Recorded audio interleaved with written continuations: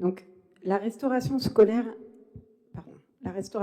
est un service public essentiel qui doit garantir à tous les enfants un accès équitable à une alimentation de qualité. Or, la grille tarifaire proposée est socialement injuste et inégalitaire. Depuis le début du mandat, nous dénonçons cette grille tarifaire qui pénalise les familles les plus fragiles. Nous avons demandé à plusieurs reprises d'être associés à sa rédaction afin d'apporter des propositions plus justes. Cela nous a toujours été refusé. Aujourd'hui, cette nouvelle augmentation de 2,5% aggrave encore la situation des familles aux revenus les plus modestes. Alors, si nous saluons la prise en charge intégrale pour les familles les plus précaires via le CCAS, nous ne pouvons ignorer le sort des nombreuses familles qui vivent juste au-dessus du seuil de pauvreté, pour lesquelles la cantine est loin d'être gratuite. Prenons 2 exemples concrets. Je vous ai déjà fait ces exemples, écoutez bien. Une famille avec un quotient familial de 555, soit environ 1 700 € de revenus mensuels pour un couple avec 2 enfants, doit payer 2,44 € par repas et par enfant. Cela représente pour un mois plein près de 50 € par mois et par enfant. 1 700 € de revenus pour un couple avec 2 enfants, c'est en dessous du seuil de pauvreté. Deuxième exemple, une famille avec un quotient familial de 930 €, soit environ 2 850 € de revenus mensuels pour un couple avec 2 enfants, c'est-à-dire 2 SMICAR. Donc cette famille voit le prix du repas grimper à 3,76 €, soit pour un mois plein, 75 € par mois et par enfant. Pourtant, ces familles ne sont pas aisées. Le problème de cette grille, c'est qu'en quelques euros de quotient familial, certaines familles passent de la gratuité à une charge financière lourde. Nous dénonçons encore une fois cet effet de seuil brutal qui punit les familles qui travaillent mais dont les revenus restent limités. Un autre point est particulièrement préoccupant est le traitement, nous venons d'en parler, des enfants en situation de handicap scolarisés en classe Ulysse à Hérouville, mais résidant dans une autre commune. Ces enfants et leurs parents n'ont pas choisi d'être affectés à Hérouville. Leur orientation a été décidée par l'Éducation nationale, faute de place dans leur commune d'origine. Pourtant, ils se voient appliquer un tarif fixe hors commune de 5,93 € par repas, soit 2 à 3 fois plus cher que ce que paieraient des enfants hérouvillais issus de familles modestes. À l'inverse, les enfants hérouvillais affectés dans une Ulysse hors de la commune bénéficient le plus souvent du tarif progressif selon leur quotient familial.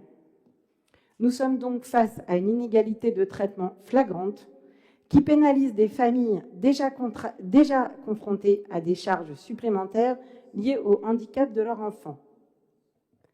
Donc pour conclure, voici nos 3 propositions pour une restauration plus équitable. Revoir la grille tarifaire pour réduire le coût pour les familles modestes qui sont juste au-dessus des seuils de gratuité. Nous demandons une réduction significative du tarif pour la tranche 555-930 € afin de limiter ces effets de seuil injustes.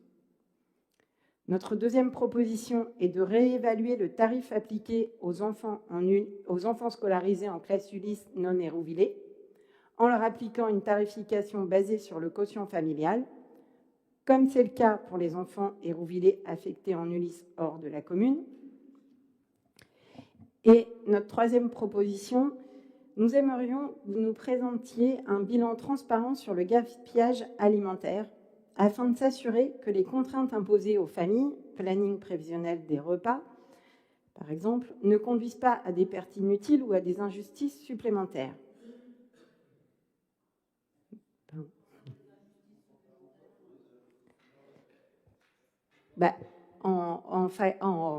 En obligeant les familles à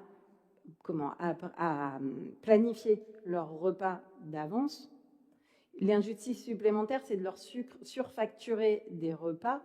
Est-ce que c'est vraiment efficient? Est-ce qu'à un moment donné, on peut faire le bilan du gaspillage? Donc, La restauration scolaire est un service public essentiel qui doit garantir à tous les enfants un accès équitable à une alimentation de qualité. Or, la grille tarifaire proposée est socialement injuste et inégalitaire. Depuis le début du mandat, nous dénonçons cette grille tarifaire qui pénalise les familles les plus fragiles. Nous avons demandé à plusieurs reprises d'être associés à sa rédaction afin d'apporter des propositions plus justes. Cela nous a toujours été refusé. Aujourd'hui, cette nouvelle augmentation de 2,5% aggrave encore la situation des familles aux revenus les plus modestes. Alors, si nous saluons la prise en charge intégrale pour les familles les plus précaires via le CCAS, nous ne pouvons ignorer le sort des nombreuses familles qui vivent juste au-dessus du seuil de pauvreté, pour lesquelles la cantine est loin d'être gratuite. Prenons 2 exemples concrets. Je vous ai déjà fait ces exemples, écoutez bien. Une famille avec un quotient familial de 555, soit environ 1 700 € de revenus mensuels pour un couple avec 2 enfants, doit payer 2,44 € par repas et par enfant. Cela représente pour un mois plein près de 50 € par mois et par enfant. 1 700 € de revenus pour un couple avec 2 enfants, c'est en dessous du seuil de pauvreté. Deuxième exemple, une famille avec un quotient familial de 930 €, soit environ 2 850 € de revenus mensuels pour un couple avec 2 enfants, c'est-à-dire 2 SMICAR. Donc cette famille voit le prix du repas grimper à 3,76 €, soit pour un mois plein, 75 € par mois et par enfant. Pourtant, ces familles ne sont pas aisées. Le problème de cette grille, c'est qu'en quelques euros de quotient familial, certaines familles passent de la gratuité à une charge financière lourde. Nous dénonçons encore une fois cet effet de seuil brutal qui punit les familles qui travaillent mais dont les revenus restent limités. Un autre point est particulièrement préoccupant est le traitement, nous venons d'en parler, des enfants en situation de handicap scolarisés en classe Ulysse à Hérouville, mais résidant dans une autre commune. Ces enfants et leurs parents n'ont pas choisi d'être affectés à Hérouville. Leur orientation a été décidée par l'Éducation nationale, faute de place dans leur commune d'origine. Pourtant, ils se voient appliquer un tarif fixe hors commune de 5,93 € par repas, soit 2 à 3 fois plus cher que ce que paieraient des enfants hérouvillais issus de familles modestes. À l'inverse, les enfants hérouvillais affectés dans une Ulysse hors de la commune bénéficient le plus souvent du tarif progressif selon leur quotient familial. Nous sommes donc face à une inégalité de traitement flagrante qui pénalise des familles déjà confrontées à des charges supplémentaires liées au handicap de leur enfant. Donc pour conclure, voici nos 3 propositions pour une restauration plus équitable. Revoir la grille tarifaire pour réduire le coût pour les familles modestes qui sont juste au-dessus des seuils de gratuité. Nous demandons une réduction significative du tarif pour la tranche 555-930 € afin de limiter ces effets de seuil injustes. Notre deuxième proposition est de réévaluer le tarif appliqué aux enfants scolarisés en classe Ulysse non hérouvillés, en leur appliquant une tarification basée sur le quotient familial, comme c'est le cas pour les enfants hérouvillés affectés en Ulysse hors de la commune. Et notre troisième proposition, nous aimerions que vous nous présentiez un bilan transparent sur le gaspillage alimentaire afin de s'assurer que les contraintes imposées aux familles, planning prévisionnel des repas, par exemple, ne conduisent pas à des pertes inutiles ou à des injustices supplémentaires.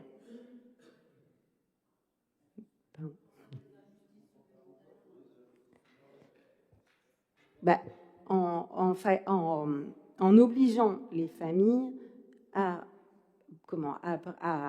planifier leur repas d'avance. L'injustice supplémentaire, c'est de leur surfacturer des repas. Est-ce que c'est vraiment efficient? Est-ce qu'à un moment donné, on peut faire le bilan du gaspillage?